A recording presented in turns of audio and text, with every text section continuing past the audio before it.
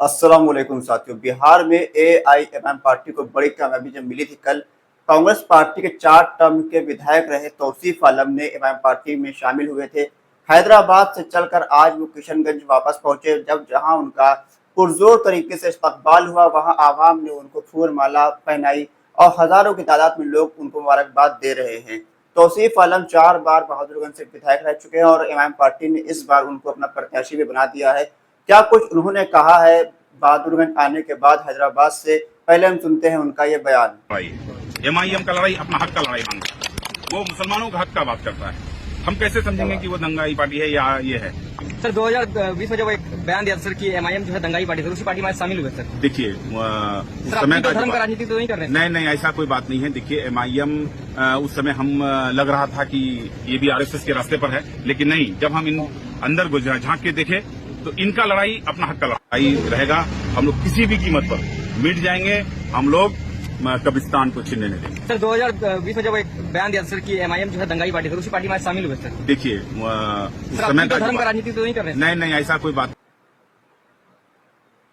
तो ये है तौसीफ आलम, इन्होंने एमआईएम पार्टी की तारीफ करी है, साथ ही साथ अपने पुराने दिए हुए बयान पर अपनी सफाई भी दी है। कहा है कि एमआईएम पार्टी के बारे में पहले हमको नहीं मालूम था, लेकिन जब हम एमआईएम पार्टी के लोगों से मिले, एमआईएम पार्टी को अंदर से जाना, तो हमें मालूम चला ये अपने हक और हुकूक की लड़ाई लड़ने वाली पार्टी है और मुसलमानों की आवाज़ सबसे ज़्यादा से उठाने वाली पार्टी का नाम एआईएमआईएम पार्टी है। वक्फ बिल पर इस वक्त सबसे ज़्यादा मजबूती से कोई पार्टी अगर लड़ रही है तो वो असदुद्दीन ओवैसी की एआईएमआईएम पार्टी है। अब तौसीफ आलम के एमआईएम पार्टी में शामिल होने के बाद बिहार के अंदर एमआईएम पार्टी काफ़ी मजबूत हो चुकी है और यहाँ पर एमआईएम पार्टी में कई और बड़े नेता जो कि विधायक भी रह चुके हैं, मंत्री भी रह चुके हैं, वो भी एमआईएम पार्टी में शामिल हो सकते हैं। खबर यहाँ तक की आ रही है लगभग 1 दर्जन ऐसे नेता हैं जो एमआईएम पार्टी में शामिल हो सकते हैं बिहार विधानसभा चुनाव से पहले, जो कि पहले विधायक रह चुके हैं या सांसद रह चुके हैं या फिर मंत्री रह चुके हैं या फिर किसी चुनाव में रह चुके हैं या फिर किसी बड़े पोस्ट पर रह चुके हैं। ऐसे में असदुद्दीन ओवैसी की एआईएमआईएम पार्टी काफी मजबूत बिहार के अंदर हो चुकी है।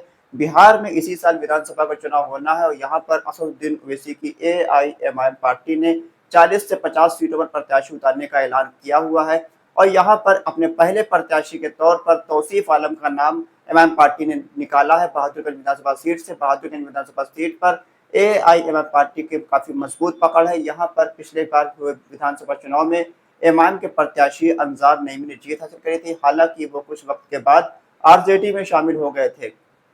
तौसीफ आलम इसी सीट से 4 बार विधायक रह चुके हैं और पिछले बार वो विधानसभा चुनाव हारे थे, कांग्रेस के प्रत्याशी थे। इस बार वो एमआईएम पार्टी में आ चुके हैं।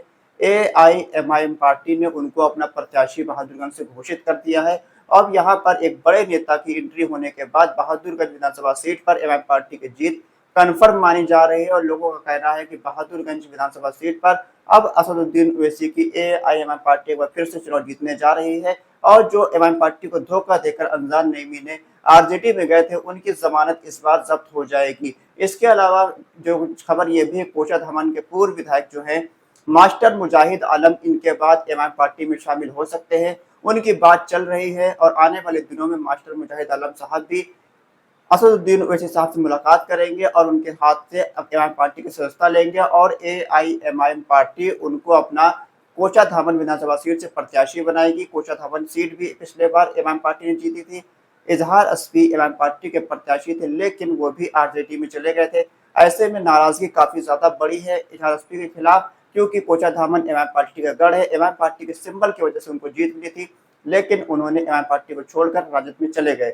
लेकिन अब यहाँ पर मास्टर मुजाहिद आलम जैसा बड़ा चेहरा एमआईएम पार्टी में शामिल हो रहा है, तो ये सीट एक बार फिर से एमआईएम पार्टी के खाते में जा सकती है। और यहाँ पर सबसे ज्यादा नुकसान उठाने वाले वो 4 विधायक उठाने वाले जो कि जिन्होंने एमआईएम पार्टी को छोड़कर आरजेडी में गए थे। अब वो न इधर के रह गए हैं न उधर के रह गए हैं। आवाम उनसे खफा है, उनकी पार्टी का कुछ पता नहीं उनको टिकट देगी या नहीं देगी। अब वो लोग अफसोस कर रहे हैं कि हमने क्यों एमआईएम पार्टी को छोड़ा।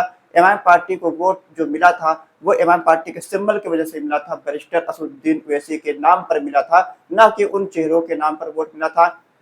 हालांकि जब चिड़िया चुग गई खेत तो क्या पछताना है, आपने गलती करी, गलती का खामियाजा भुगतना पड़ेगा। एमआईएम पार्टी को जो वोट मिला था वो तमाम ऐसी माओ की दुआओं से मिला था जो नहीं जानती हैं राजनीति क्या होती है, पॉलिटिक्स क्या होती है। उनको सिर्फ एक चीज नजर आ रही थी, अगर हमको अपनी क़यादत को खड़ी करनी है, उनको एक चीज नजर आ रही थी कि हमको अपनी लीडरशिप को खड़ी करनी है। उन लोगों को आप लोगों ने धोखा देकर एमआईएम पार्टी को छोड़ा था। आपकी क्या राय है, एमआईएम पार्टी के अंदर और कितने नेता शामिल हो गए? को लिखकर जरूर बताइए। खुदा हाफिज।